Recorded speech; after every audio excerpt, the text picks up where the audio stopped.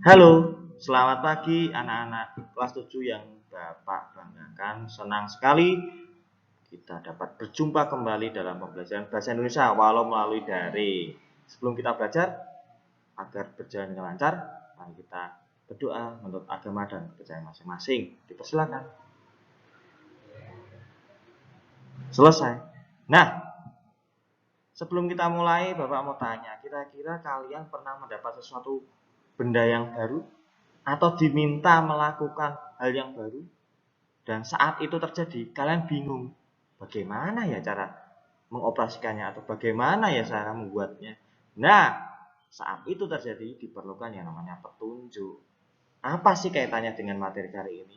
Kaitannya adalah kita akan belajar tentang sebuah prosedur yang ditandai dengan petunjuk tadi. Nah, sebelum masuk ke hal-hal yang lain, mari kita belajar tentang pengertian teks prosedur. Apa sih teks prosedur itu? Teks prosedur adalah suatu bentuk teks yang berisi langkah-langkah yang harus dipenuhi agar kegiatan yang dilakukan dapat berjalan dengan baik. Jadi, kalian dalam melakukan sesuatu harus ada petunjuk atau langkah-langkahnya. Karena apa? Kalau kalian tidak melakukan langkah-langkah itu dengan benar atau secara acak, mungkin kegiatan yang kalian lakukan tidak akan berhasil atau bahkan gagal. Nah, selanjutnya kita akan belajar tentang contoh teks prosedur yang dapat kita temukan dalam kehidupan sehari-hari. Misalnya kalian temukan di bungkus makanan, tentang dibungkus obat, bungkus makanan. Nah, ini misalnya Bapak kasih contoh dibungkus obat. Nah, obat. Nah, ini tuh ada prosedur atau cara penggunaan. Nah, kira-kira berapa aturannya, dosisnya harus berapa, kapan yang baik minumnya. Di sini ada semua. Ini contoh dalam kehidupan sehari-hari. Nah, selanjutnya kita akan belajar tentang tujuan teks prosedur. Nah, jadi dibuatnya teks prosedur itu tidak asal, tapi ada tujuan yang dimaksud.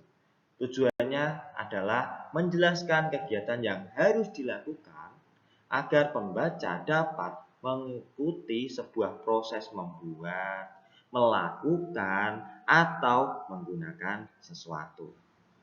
Selain itu, teks prosedur juga memiliki fungsi.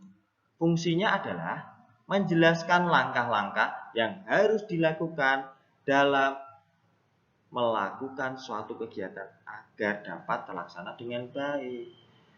Jadi kalian bila mendapat sesuatu benda yang baru atau diminta melakukan benda yang baru, kalian tahu langkah-langkah apa yang harus kalian lakukan sehingga hasilnya menjadi sangat baik. Selain tujuan dan fungsi serta pengertian, ternyata teks prosedur itu ada berbagai jenis loh, tidak hanya satu.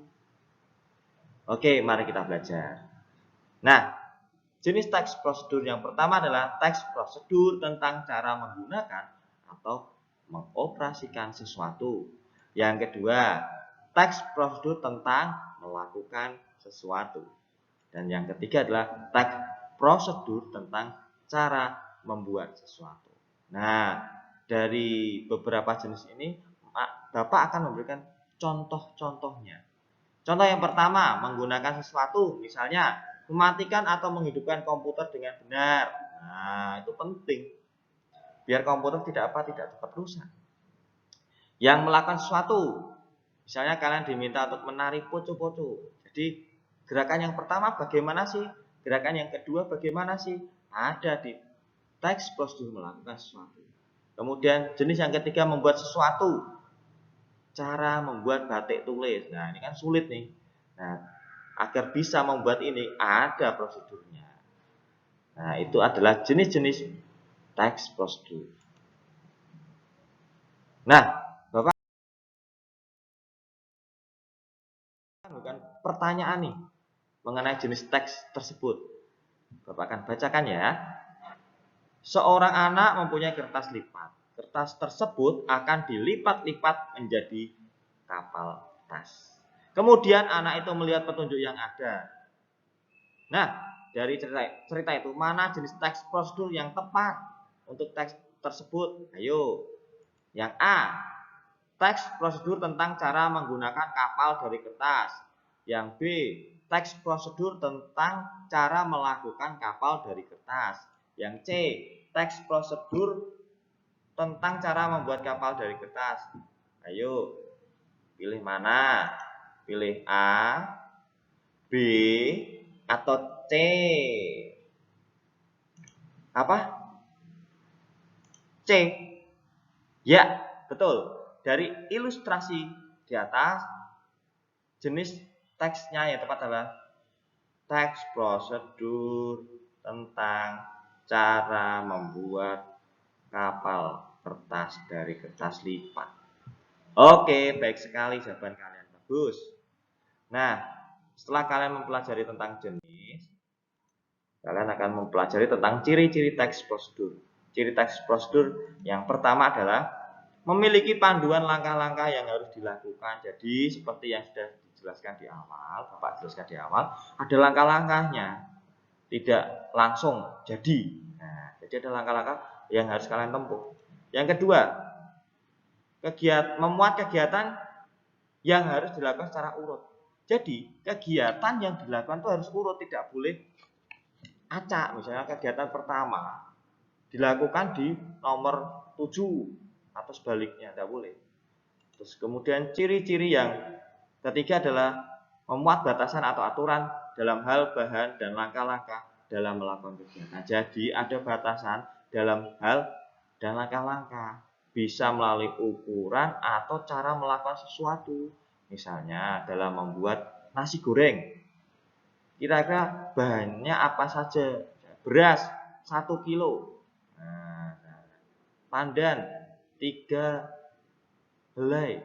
Atau langkah-langkahnya, gorenglah nasi tersebut dengan waktu 3 menit. Nah, ada batasannya yang harus kalian tentuin, harus kalian lakukan. Untuk apa? Agar hal yang dilakukan mendapatkan hasil yang baik. Oke, kira-kira seperti itu kegiatan pembelajaran hari ini. Kita sudah belajar tentang pengertian, tujuan dan fungsi, jenis teks, dan ciri-ciri teks. Bapak ulangi sekali lagi. Teks prosedur adalah teks yang berisi langkah-langkah yang harus dipenuhi dalam melakukan suatu kegiatan agar kegiatan berjalan dengan baik. Kemudian tujuannya adalah menjelaskan kegiatan yang harus dilakukan. Sedangkan fungsinya adalah menjelaskan langkah-langkah apa saja yang harus dilakukan.